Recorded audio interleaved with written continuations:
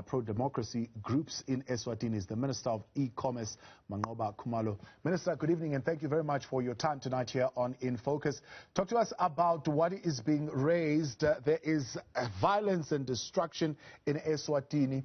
There is a response from the government saying that there is a mysterious group of mercenaries wanting to kill Maswazi. Is there a mysterious group operating in Eswatini that has killed 54 people there?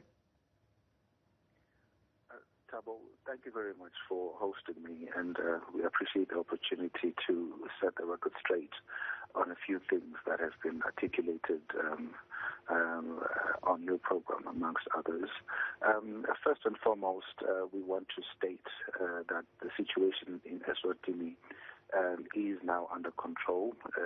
Normal operations have resumed socially and in the business sector. We are still recovering from some of the supply chain disruptions that have affected businesses and the availability of goods, services, amongst others. But we still are recovering because there were certain disruptions. But as of Saturday, the situation is under control. Yes, definitely. There were foreign agents that were operating in the country last week that hijacked peaceful delivery of petitions.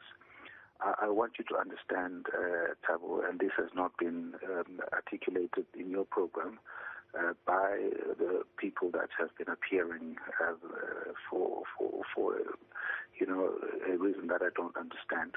We have 59 constituencies in Eswatini, and members of parliament each represent one constituency. So speaking to 1, 2, or 3 members of parliament must always be put in context that there's 56 others who are of equal stature in terms of our parliamentary makeup.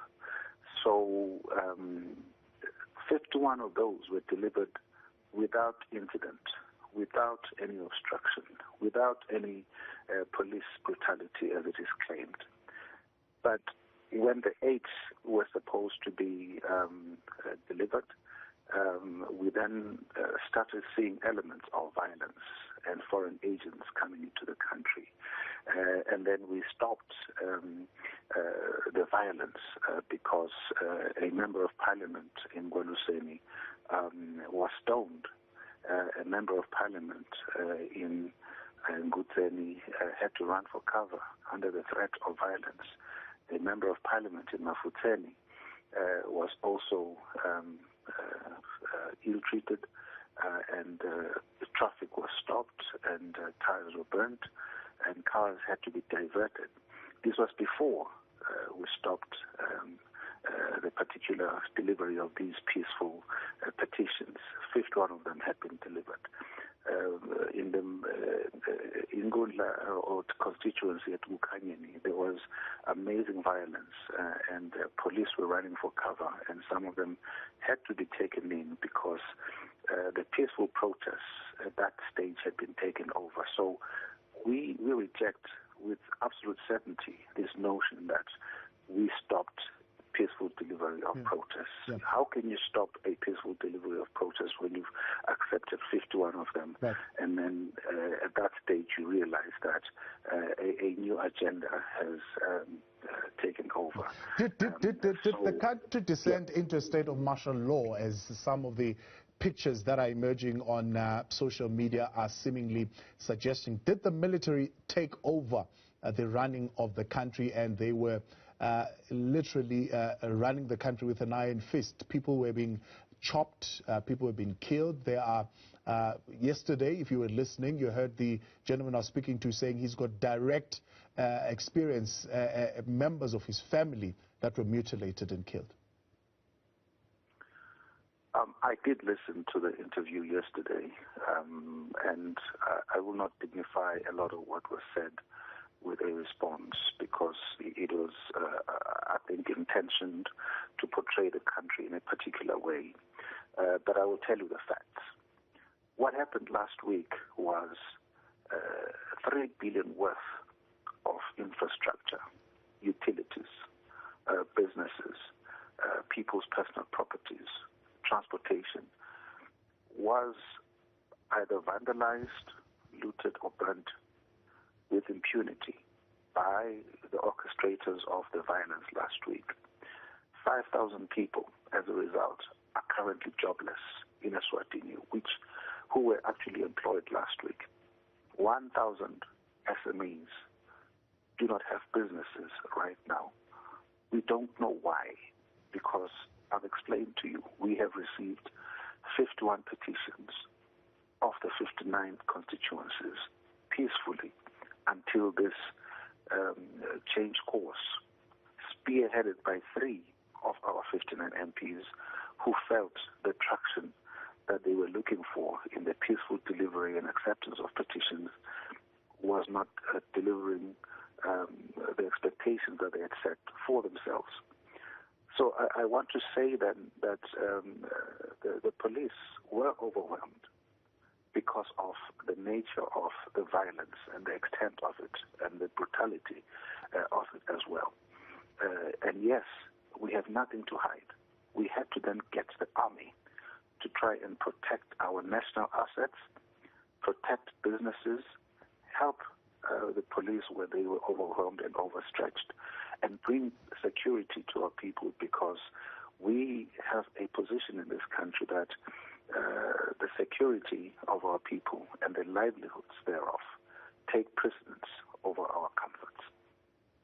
Now, it's a grievance that is being raised by citizens, some international bodies saying you're not listening to the citizens, citizens calling for example, the reinstatement of political parties, calling for the election of their own premier, and that premier not to be appointed by the king. I mean, these are some of the issues that they're saying when they began to raise these issues, then you stopped taking the petitions. Thabo, that does not make sense, because if you've received 51 petitions and all the petitions carried very similar themes around service delivery and constitutional changes, it was around the 22nd, the 23rd of June that we realized that this had been hijacked by foreign agents and violent mobs that had crafted a strategy, funded it, and were using the internet and social media to mobilize. And I will speak to the internet because I think it came up yesterday as well, and way out of context. And it's not a very complicated thing, but once you know the facts, you will realize that, we were pushed into a corner where what we did was prudent to save and secure our people. So you cannot say, to answer your question, that we started unleashing martial law when people were delivering petitions, when 51 were delivered peacefully. And it was at the point at which we realized that people were being beaten up just for receiving those petitions. All right. And they were being chased. So Minister, let's take a break. Let's take a break, because 51 out of 58, you can't say we didn't receive petitions. That doesn't make sense. Let's take a break, because when we come back, I want you to expand a little bit on that banning of the internet, but also want you to talk about the Troika mission and why that failed. We stay with the Minister of Commerce in Eswatini, Manqoba Khumalo, when we continue next on In Focus. Stay with us. A response to some of the issues raised here on In Focus last night by the Swaziland Solidarity Network. Eswatini Minister of Commerce, Manqoba Khumalo, is joining us on the line. Minister, before the break, you said the question of the banning of the internet is easily explained. Explain for us why there is no internet currently in Eswatini. Thabo, thank you very much. First of all, there is internet in Eswatini, but I will explain the evolution of events since the violence broke out on Monday, in particular last week. So what happened is we were able to discover, as the government of the Kingdom of Eswatini, that the foreign agents that I spoke to are mobilizing on the internet, are funneling funds into the kingdom to sponsor the violence and resource it so that, they had all the people paid to do this, and whatever resources that they needed were purchased, and the strategy to do it and the transportation to get them from one place to another was well orchestrated. So the mobilization was happening online, was happening on social media, and in an effort to try and isolate the agents of destruction, we went through a series of processes of elimination until we were able to figure it out. But we are not too proud of the fact that it took us a long time to restore business platforms, which had been fully restored by Friday of last week, banking platforms, which had been fully restored by end of day Friday last week, as well as email platforms, which had been fully restored by Friday last week. We are still struggling with the social media platforms at the moment because we need to be able to then isolate and quell all the attempts to make this country not just ungovernable, but does this not amount to violation of the freedom of speech? I mean, MTN has confirmed that the switching off of the internet service was as a direct order from government to do so. We had to put the lives of our people first and the protection of infrastructure first and the preservation of our utilities first. It was a conscious decision to say, figure out a way to isolate the agents of this particular anarchy and destruction. But as our technicians were doing that, they couldn't get a consistency in internet uptime, and social media platforms couldn't be separated on time. This is not ideal. I would agree with you if this was a matter of policy in Eswatini or a matter of tendency in Eswatini. It is not. We were dealing with a specific situation. You will appreciate, Thabo, that other countries do the same when they face a severe threat. And I can make an example if you indulge me. In the U.S., when they had the insurrection, they had to suspend accounts of people that were associated with the mobilization of that attack that happened in their parliament, including their own president. But in our case, the ability that is still condemned, though, Minister. That is still condemned. That in a democracy, a genuine democracy and a genuine freedom, you cannot shut forms of communication, because what happens then is that you are, as a government, free to violate human rights without the rest of the world watching. Well, you cannot. No, I do not agree with you. You cannot do it as a long-term strategy and as a policy issue. But to contain a situation, flights are stopped when there's a security risk. Transportation is stopped when there's a security risk. And yes, it happens in many countries where if there's a cybersecurity risk that is being managed, the internet is interrupted. So I don't agree with you that we would have allowed this anarchy. But in this particular case, then we hear civil society organizations, for example, say that there were people who are illegally detained, people who were allegedly assaulted, and they were tortured by the police in Eswatini over the weekend. And this happened in a time when you have shut communication and the rest of the world can't see what is happening in that time. Well, what happened is the people that were perpetrating the violence. Who are these people? Who are these people? Yeah, I wish I knew who they are, but we do know who they belong to. And we have said it in our statement, in our formal statement. Are those who are arrested part of the people who were perpetuating this anarchy, who are the agents that you're talking about? I do not have the list right now of who's been arrested or not, but what we know is that in due course, they will have their day in court, and you will know who they are. Let's talk then about the meeting that was disrupted, I suppose, towards the end with the Troika mission, because The civil society groupings say they were left out of that meeting. Why were they not invited? Are you talking about the SADC Troika meeting that happened on Sunday? Yes. The team from SADC arrived at 10 a.m. and they left at 4 p.m. And that involved travel to and from the airport. I think there was a very brief lunch in between. So clearly they hadn't prepared enough time for them to see everybody.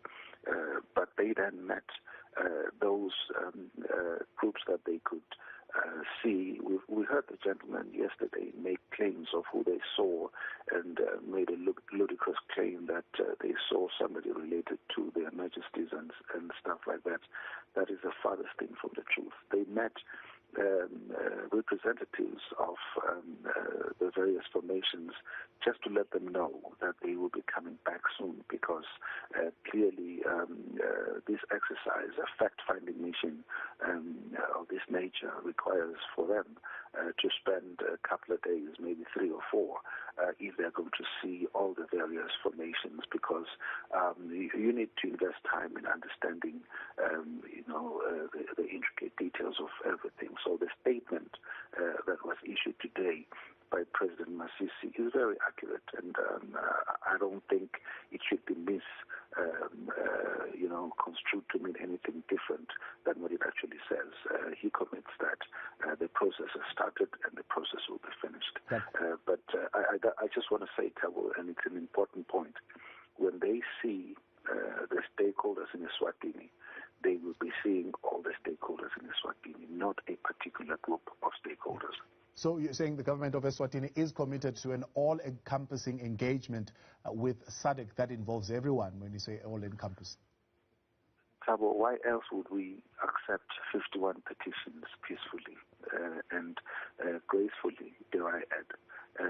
It's because we had every intention, once that process had been completed, to then sit down and see how we move forward. You will also appreciate that it was on the onset of the third wave of COVID-19 in South Africa and in Eswatini. We have seen that, if South Africa is experiencing a COVID wave, it's a matter of a couple of weeks before we experience the same. So we were also trying to say to the nation, let's deal with the impacts of COVID-19. And then after that, we would have had time to consider all the petitions that would have been delivered. But we were very intentional about saying the remaining 8 had violence attached to their delivery strategy, and that violence was, without question, something that had already been pre-planned. That is what was executed last week, because it had been pre-planned. So our commitment is eMaswati, through a concerted effort, are going to sit down, but not because certain agents are putting a gun on our head, putting a gun on His Majesty's head, but because we've always used dialogue. The constitution that we have right now that defines how we want to be governed was developed through a process where eMaswati, the majority of them, said we want to be governed this way. So it cannot be violence that then dictates how we change, but it will be dialogue, but managed according to the precepts that are enshrined in our constitution, not managed through agents of change that are purportedly being brought into the country from foreign countries. That makes no sense to the ordinary Eswati. Recent response or statement from the Eswatini Solidarity Network saying the story of mysterious mercenaries is a fairy tale that is being constructed by the government of Eswatini to shield the king from taking responsibility for the massacre of people there over the weekend. Well, Thabo, it is not a fairy tale. I don't know. I mean, you may have visited the websites of some of your political formations in South Africa. One of them has expressly said that they are supporting the riots in Eswatini in different forms. and that is the EFF. So our Minister of Foreign Affairs was very explicit in stating that we are talking about that specific organization, and we are yet to understand why they would do that. But we have zero doubt. Are you saying the economic freedom fighters from South Africa are taking part in the protests that are happening in Eswatini? Beg your pardon? That is the statement that our Minister of Foreign Affairs issued on Sunday. Yes, I thought you were aware. Okay, and how does the Minister of Foreign Affairs know this for certain? Through our intelligence. I think I told you that leading up to the 24th of June, when the acting Prime Minister said, the peaceful delivery of 51 petitions has now been hijacked by violence. That's what we were talking about. We were now aware of the very intricate plans that were happening in the background. That's what we were preempting. That's what we were trying to stop.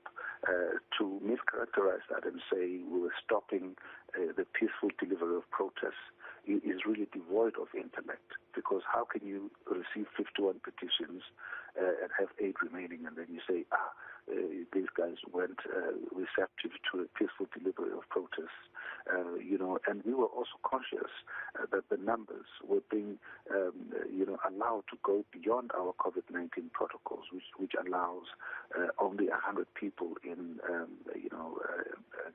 gatherings out in open spaces. Did you engage the South African government now that you're saying a South African political party had a hand in the disruption of a process of taking petitions in Eswatini? Have you engaged them on that question? Thabo, we are capable of dealing with this. By dealing with it, what do you mean? Sorry? By dealing with it, what do you mean?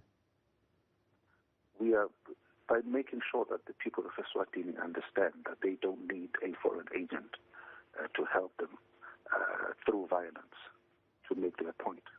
Now, there are videos coming from local civil society of the military or security forces beating up people. Are those videos being investigated? There's so many allegations flying around. We've heard people on your show and others saying the king has left the country, certain princes have been, shot and they have died. The people of Eswatini, the majority want change, etc. But there's not been any evidence of this. But where there are facts to support an allegation, if the police in any 1 or 2 instances have done what they were not supposed to do, our system is going to look at that. But I do want to state that we take no shame in protecting the lives and the livelihoods of the Maswati, who have been fairly decimated in a space of 2 or 3 days, when their businesses were torched down.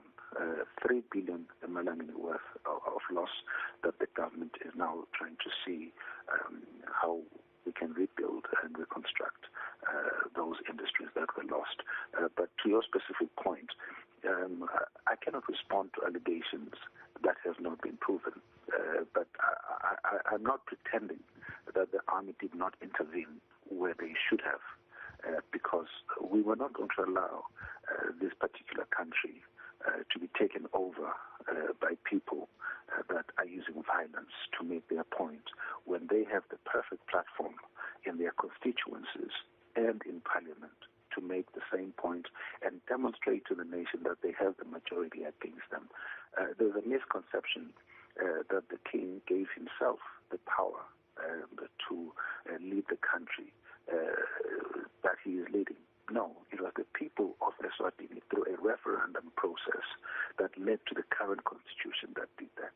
So if you're going to change that, convince us, talk to us, lobby us, make us believe you. If you believe you're the majority, you will win. You will then take it to Parliament, and Parliament will vote for the change that you advocate for. And then the constitutional change will happen, because it was the people of Eswatini that said, right, we believe our culture and our politics are intertwined and we want to be led by our king.